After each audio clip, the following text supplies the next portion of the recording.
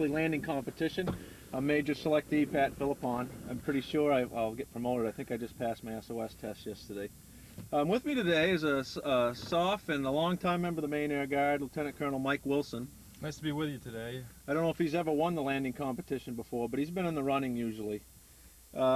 Today's competition is a 50 flap. They're looking for the 1,000-foot, the leading edge on 1.5. It's a little bit tricky for them today. They haven't been on 1.5 in some time. But some of the favorites, we're looking at Colonel Trudell, Lieutenant Colonel John DeRico, and also Frank Roy. He's had a lot of practice lately. He's trying to get through his upgrade. He's in the longest upgrade process ever at the Maine Air Guard, but we think that he's going to get through. Plus, Rich Beinecke's got to be right in there as well. He was the winner last time. Yeah, right? Rich Beinecke is the defending champion. We've had a couple of repeat champions. But we'll see how this morning's competition goes, and we'll be right back with you with the first competitor. Rolling tape. Okay, we're back with you. We've got our first competitor. We've got the Lieutenant Colonel Jim Trudell. Looks like he's handling that drift okay. Tough conditions this morning. A little bit of a crosswind, snow, reduced visibility, but for a veteran like Trudell, should be no problem. Yeah, he's a real seasoned veteran. He's an ex-voodoo driver out here at the MAINEiacs. He should be ahead of. Go ahead. Hey, Patrick down there? Affirmative. What's the status of the pizzas? 12:45. They're going to be there. I should be there by then. Adding a little power. No, all set. Looks like he's adding a little power late there, Pat. Collect any money? All set on the money. Thanks. I think he's going to be short. He's holding it off. Oh, you know he's long. He's about 100 feet long. Boy, those trucks took a real beating on that one, didn't they? Yeah, they did. I'm very surprised with a self-proclaimed expert like Jim Trudell that he couldn't wire that 1,000-foot marker better than that.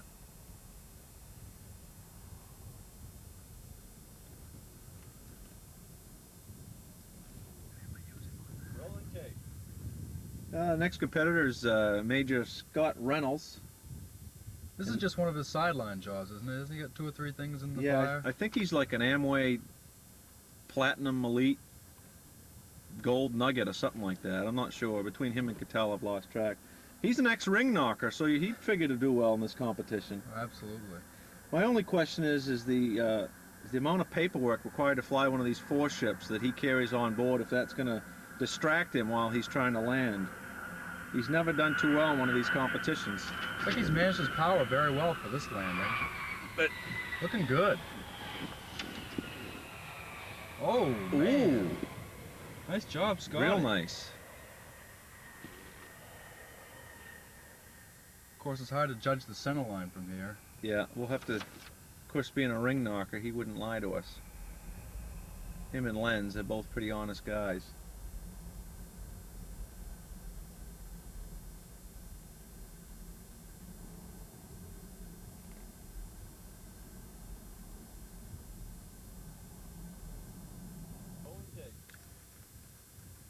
We got Rich Beinecke aboard, last month's defending champion.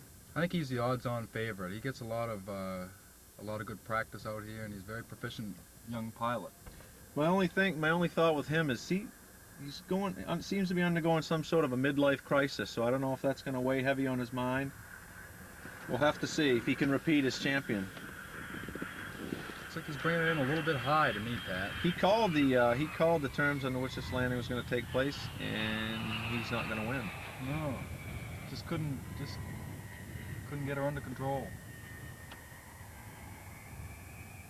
That midlife crisis of his, I don't know if he's worried about going bald, getting fat, or what, but whatever it was, he wasn't thinking about the landing. I think it's a power thing. He wasn't managing his power well today, Pat.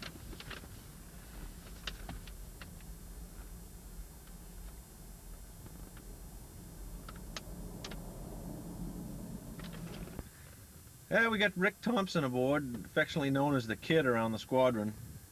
I don't know how affectionate it is, Pat. They're thinking about maybe upgrading him, and maybe this will put him over the edge with a good performance here in the landing competition.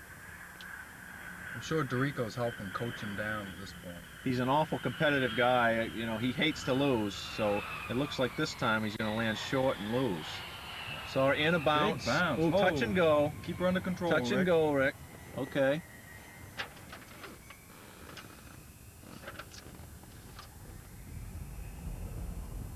Do you suppose they had to take the airplane away from him, Pat? That second landing was a lot smoother than the first one. Should we judge the second landing?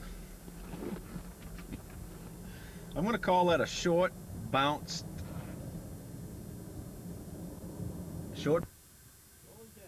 Yeah, it looks like Z got him lined up pretty well, Pat. Yeah, Z's an ex-bomber puke. This is Frank Roy, right? We got Frank Roy aboard. Probably a pretty tough situation for Frank. An ARDA to 1.5. Brand new aircraft commander. It's the longest upgrade in the history of the MAINEiacs Guard. Yeah, how many months was that, Pat? I've lost track. He started out in scheduling when he started his upgrade. That's true, yeah. It was 1996. And he's probably getting a lot of help from his IP. And he's way long. You know, I don't know if the Army's still hiring across the way or not.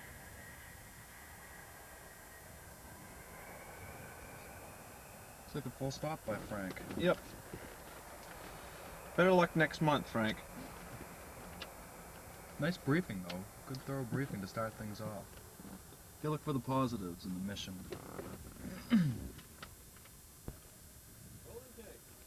Our next competitor is Major Doug Hine. He's an ex-active duty puke. Yeah, he's got the backup there of Lieutenant Colonel Ira, I believe, who looks like he brought him right on course and flawlessly. I don't know how the hell Rudy is doing this ARDA without the paperwork. Yeah, I think he's got it pretty well under control. If he pulls this off without the paperwork, it's gonna be a marvel. Because he's been flying out here for 20 years, he ought to be able to. Plus, this is Bangor. It's not like he's going to Jeddah or something. Looks like Doug's got this wired. I don't know how much Hine is cheating. He probably broke off Rudy's ARDA at 10 miles. Nice power reduction, but long. Oh, well long. Well, wait a minute now. What's he doing? I think he must have looked at a different mark than what we were looking at. Yeah. Must have got some bad information during the brief. That may be good enough for active duty standards, but that's not going to cut it here in the Guard, Doug.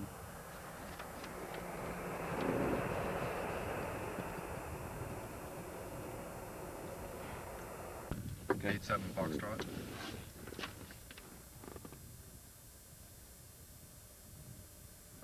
Whiskey 10, sir. 8-7 Foxtrot.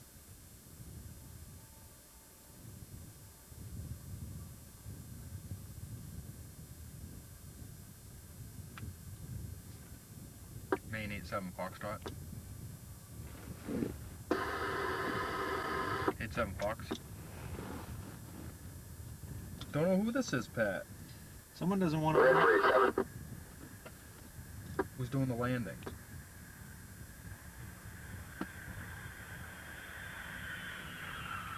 Whoever it is, they got it pretty well under control. They're going to be long. Oh, Floater. just a little bit long. It looks like they had it wired. They had it wide till they floated. Someone didn't want to own up to it. I don't know who did the ARDA either. It looked like they were lined up at Wendy's till the last minute there, and the Yeah. pilot took it over. I think that was is it Chris Cole? Chris Cole? I didn't see him. I don't think he's flying this morning. Yeah, we got kind of a messed up schedule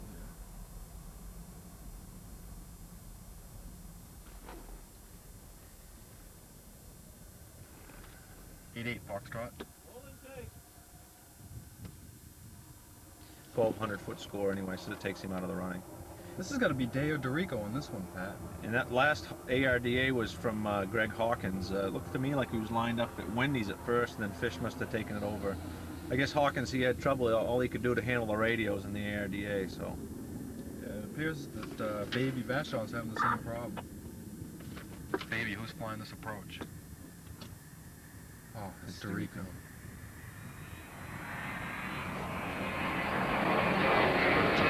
Looks like Dorico doesn't want to get involved with this.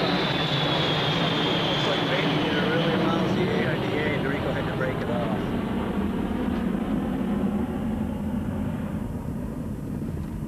A little disappointing for a real senior crew, I'd say, Pat. Very disappointing. A lot of full-time money goes into those guys, and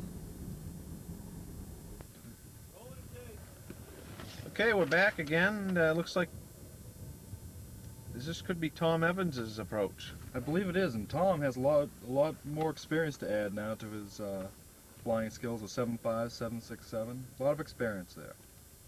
Yeah, I think most of his experience is sitting in front of a porno flick choking his chicken. Foxtrot 87 is about a mile out, and it's Evans. Copy. Choking what, Pat? Well, his chicken. We'll see if he can put those thoughts out of his mind while he's trying to land this multi-million-dollar aircraft. It's looking good. Oh, he looks a little distracted there. Little wing rock. I don't know what kind of an ARDA he had to come off of. Whoop, early power reduction. So he's going to It's land going to short. Early power reduction cost him a bounce. Oh, Big bounce. big bounce. That wasn't quite a bounce worthy of Rick Thompson's, but that was a pretty good bounce nonetheless. Plus, I think he bounced one at a time on each main truck. That's kind of an interesting bounce. Nice job, Tom.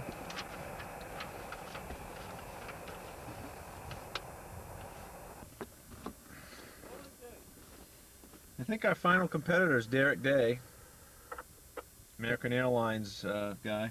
Suppose he's counting his money up there, or do you suppose he's focused on this approach, Pat? Well, he's probably, if he had Lon Winchester with him, they'd be counting their money together. Demo 01, it's a Bangor approach on guard. How do you read? Derek doesn't play golf, does he? Well, I don't know if that's what you'd call it. I've been out there with him before. I don't know if I'd call it golf. But he's starting to gin up a pretty good reputation on TDY as a major player at the bar. Is that right? Oh yeah, he does pretty well for himself. He can hold his own with the big boys, huh? Yeah, he can go either way. He can go with a beer, or he can go with a loudmouth. He can go either way. He's versatile, very versatile at the bar. Appears to be dragging this one in a little bit. Yeah, Pat. he dragged in. I don't know if he started his flare, but I don't. That's an interesting approach and landing. I don't know if that's how they do it at the airlines or what, but that's not going to do anything here at the Guard as far as winning any awards. Overall, I think it was a pretty good competition, Pat. Yeah, it was.